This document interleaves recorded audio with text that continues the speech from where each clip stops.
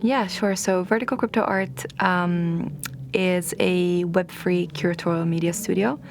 I founded Vertical Crypto Art in June of 2020, and it actually started as a Twitter profile. I got introduced to crypto art by an artist, friend of mine, who was at the time minting on Super Rare, and he knew that I was, always kind of like interested and working really at like intersection of like art and tech and creativity. And just after, let's say, a good few months that he was telling me about, I think you should look into like crypto art and what it is and blah, blah, I kind of stepped into the rabbit hole. And from there on, I started really documenting what I was learning about the space and elevating some of the artists that were at the time, pioneers of this movement.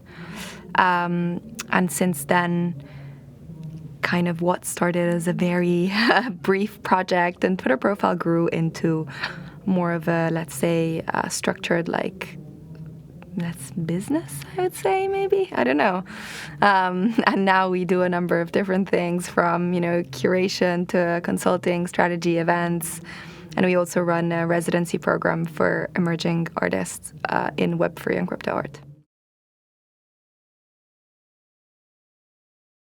Yeah, sure. So the residency program is something that actually started out of a need that I was seeing. So a lot of artists that I was talking to were asking me, like, how do I learn more about the space? How do I get into the space? What should I do? What should I not do? And so back in like June of last year, I thought, well, actually, it's why don't we set up an educational program, something that can help artists learn about what is crypto art and also understand like how it's kind of different maybe from any like traditional art space that is what you maybe get taught about in uni or at school, and understand what are the nuances of minting work like NFTs, the promotion, the marketing, the curation, the technical side of it, but also get people to understand some of the like more nuanced side of like creative coding or like motion design, 3D, etc.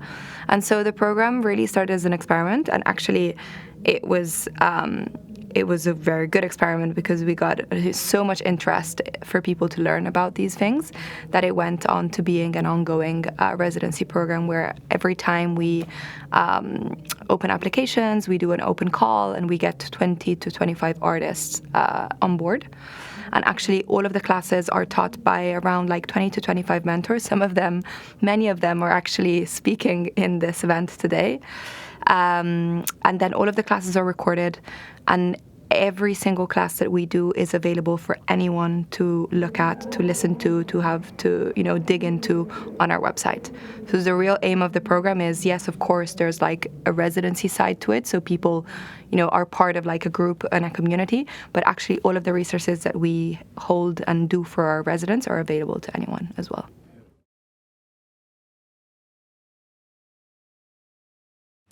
I never really start projects with like an end game or like motive. I'm a very experimental person, so I kind of start and see how things go. There was no real like ulterior or like end goal to it. It was just kind of like understanding if people were interested in like education. And I just really wanted to give out a lot of what I learned and a lot of the people that I met along the way and find a program that could facilitate that, essentially. And that was a goal, really. And I think it happened. It's happening. It's ongoing. So every 3 months, it starts again. And we're going into various different ways. I think we'll probably start a digital fashion residency soon. And so try to like also have maybe like smaller educational programs that we can facilitate.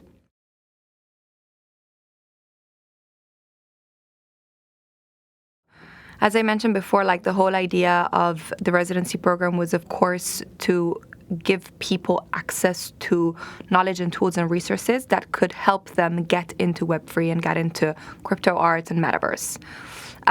But the idea is also to be able for anyone really on the internet to have access to these resources. So as I said before, anything that we do in the residency, it's put up on our website, and anyone with a Wi-Fi connection, internet connection, can access those resources. And I think like when we talk about accessibility and like people coming into the space, it's like for me something that is super important is giving people the tools and the knowledge and the resources to be able to access the space. And I think a lot of it comes down to education. And once you know a bit more, then you feel even more comfortable and confident into approaching certain things. And so the real goal of this program is to, democratize the access to knowledge. And so being able to get people all around the world to access, what is a smart contract, what is an NFT, what is the metaverse, etc. That's something that kind of like came out of, I don't know, my thoughts at some point in time. And one of the artists of our residency actually then went on and was like, this is like a super cool concept, and actually started writing it. He kind of does this like street and pop art style of work. And so a lot of his work has like writings or like quotes that he hears from like different people. He's actually called Mr. Richie. He's amazing. And he started like quoting us. And so he started putting non-fungible thinking in a few of his pieces. And so from there it went on. But I don't know, I guess the general idea was like trying to think uniquely of things. Like I think we're in a really like interesting space and place where like experimentation is super important and super key, and actually like you can experiment, you can really do whatever you want. And so for me that was like, why not like try and think outside the box, try and make that thinking like non-fungible in a way.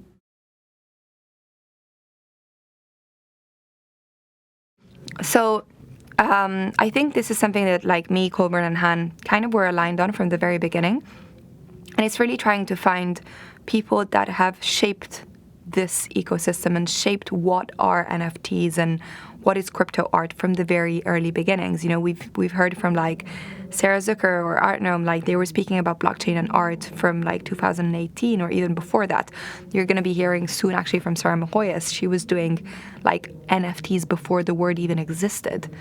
And so like as the space grows, sometimes like for me especially, and for the curators that came with me, it was important to have a base of like, this is where it started from. These are the people that have allowed this to shape in the way that it has, and let's hear from them and like give some like historical context as to where we are now and where we're going. And to be honest, I think this lineup of speakers is historical and will be, remembered and watched in maybe a couple of years from now, and it will be very special.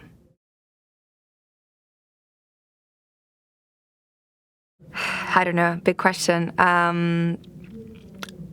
It's a space that will grow in various different shapes and forms. Brand-wise, metaverse-wise, virtually, like, it's not about a niche anymore, really. Like the idea of crypto art as an underground movement is changed. It's changing, and it's something that anyone and anyone will know what an NFT is. Anyone actually does already, really. For me personally, I hope I keep seeing that experimental side of it, and I keep seeing artists using this technology to power more of their creative output. So that's my hope. But to know where the space is going, it's just, I think, pretty much mass adoption.